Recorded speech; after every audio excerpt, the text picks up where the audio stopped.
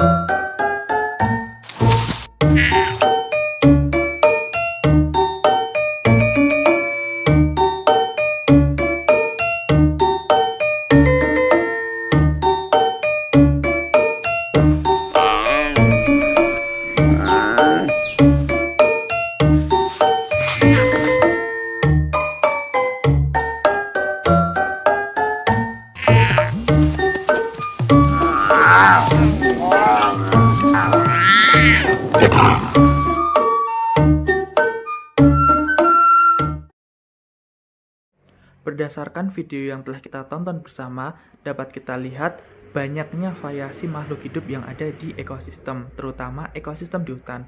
Video tersebut menunjukkan adanya harimau serta burung seperti merak dan lain sebagainya. Nah, itu termasuk keanekaragaman hayati.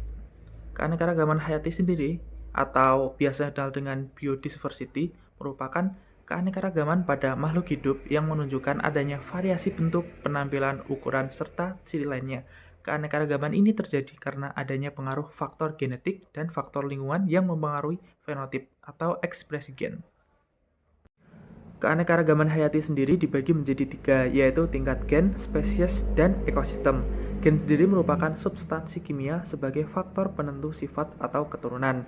Gen sendiri terdapat dalam lokus kromosom, dan kromosom ada di dalam inti sel. Nah, untuk keanekaragaman gen merupakan keanekaragaman individu dalam satu jenis atau spesies makhluk hidup. Keanekaragaman gen menyebabkan bervariasinya susunan genetik sehingga berpengaruh kepada genotip atau sifat dan juga fenotip atau penampakan luar dari suatu makhluk hidup tersebut. Oke, selanjutnya kita masuk ke keanekaragaman hayati tingkat jenis. Merupakan keanekaragaman yang memperlihatkan keberagaman atau variasi yang ada di berbagai spesies makhluk hidup di dalam genus atau familia yang sama. Misalnya seperti yang ada di gambar ini, ada dalam familia kucing besar atau Felidae yang menemukan berbagai jenis seperti singa, harimau, macan tutul, dan jaguar. Meskipun mereka termasuk ke dalam keluarga yang sama, setiap spesies memiliki kemampuan berburu, pola hidup, dan habitat yang berbeda, yang memungkinkan mereka untuk mengisi peran unik dalam rantai ekologi yang ada di ekosistemnya. Dan yang ketiga yaitu keanekaragaman tingkat ekosistem, merupakan keanekaragaman suatu komunitas yang terdiri dari hewan, tumbuhan, dan juga mikroorganisme di suatu habitat. Keanekaragaman ini terjadi karena adanya keanekaragaman gen dan keanekaragaman jenis atau spesies yang telah kita bahas pada pembahasan sebelumnya. Berikut ini merupakan tampilan dari peta persebaran fauna yang ada di Indonesia. Nah, di sini ditampilkan di Indonesia dipisahkan oleh dua garis imajiner, yaitu garis Wallace dan juga garis Weber. Pada sisi barat Indonesia merupakan fauna Asiatis, kemudian pada bagian tengah terdapat fauna peralihan, dan pada bagian timur Indonesia merupakan fauna Australis.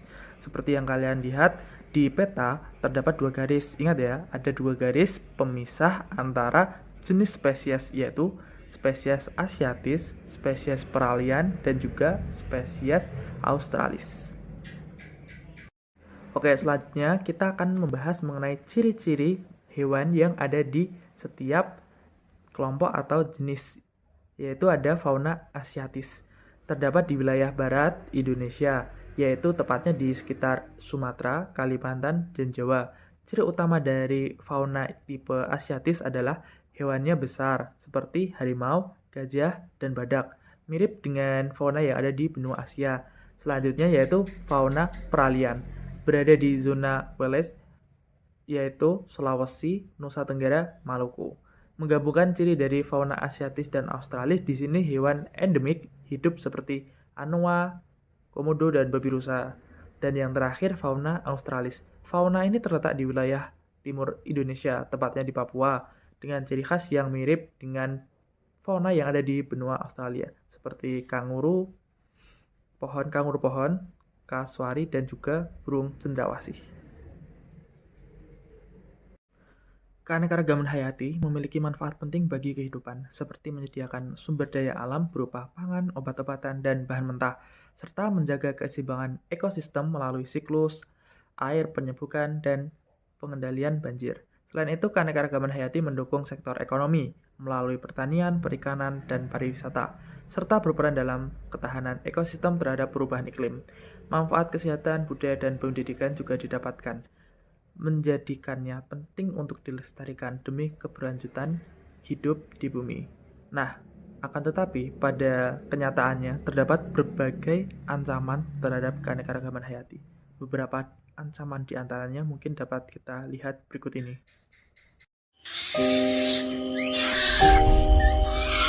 Berikut ini adalah kisah orang utan yang diberi nama Hope, dimuat dalam Kompas 24 Juli 2019.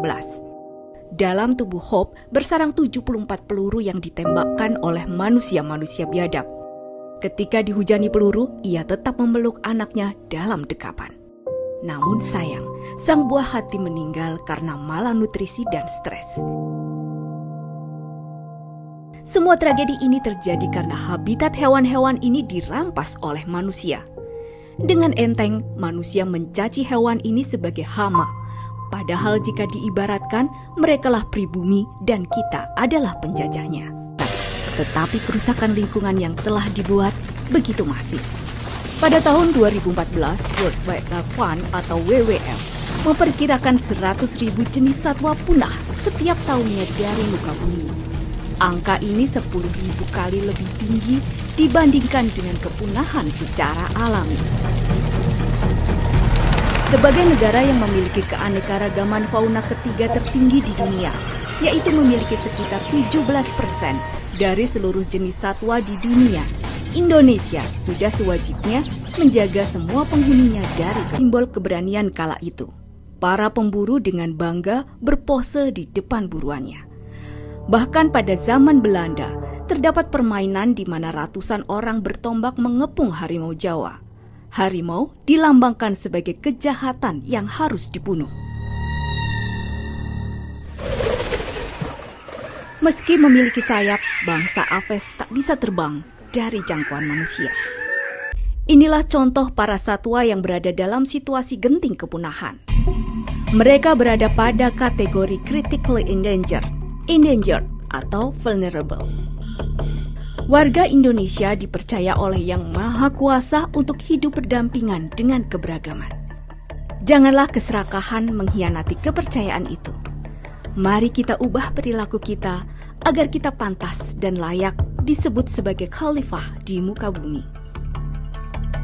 Video yang telah kita tonton merupakan salah satu contoh dari ancaman keanekaragaman hayati. Maka dari itu kita perlu untuk mengetahui bagaimana solusi untuk menghadapinya. Nah, solusi tersebut yaitu melibatkan berbagai langkah strategis yang dapat dilakukan oleh individu, masyarakat, pemerintah, dan sektor swasta. Pertama, perlindungan habitat alami harus menjadi prioritas utama dengan cara mencegah perusakan hutan, lahan basah, dan ekosistem lainnya melalui pengelolaan yang berkelanjutan. Kedua, penegakan hukum yang tegas terhadap perburuan liar, perdagangan satwa liar, serta aktivitas lain yang merusak ekosistem sangat diperlukan. Ketiga, edukasi dan peningkatan kesadaran masyarakat terhadap pentingnya keanekaragaman hayati dapat membantu mengurangi ancaman dari perilaku manusia. Selain itu, penerapan teknologi ramah lingkungan seperti pertanian organik dan pengelolaan limbah yang efisien mampu mengurangi dampak negatif aktivitas manusia terhadap lingkungan. Kerjasama global juga sangat penting untuk mengatasi isu lintas batas, seperti perubahan iklim yang berdampak langsung pada kelangsungan keanekaragaman hayati. Dengan langkah-langkah ini, keanekaragaman hayati dapat dilestarikan untuk mendukung keseimbangan ekosistem keberlanjutan kehidupan di bumi. Mungkin kalian juga udah mengetahui adanya konservasi, yaitu konservasi in situ dan ex situ. Konservasi in situ yaitu konservasi di habitat asli. Kemudian konservasi ex situ konservasi di mana dia udah bukan di habitat aslinya, seperti kebun binatang. Yang in situ tadi itu yang ada di habitat asli seperti di Taman Nasional Komodo. Itu merupakan salah satu contoh dari solusi yang perlu kita tingkatkan. Mungkin sekian pembahasan dari materi keanekaragaman hayati, dan semoga kalian semua dapat memahami materi yang telah saya jelaskan. Untuk kedepannya, semoga sukses dan sehat selalu. Wassalamualaikum warahmatullahi wabarakatuh.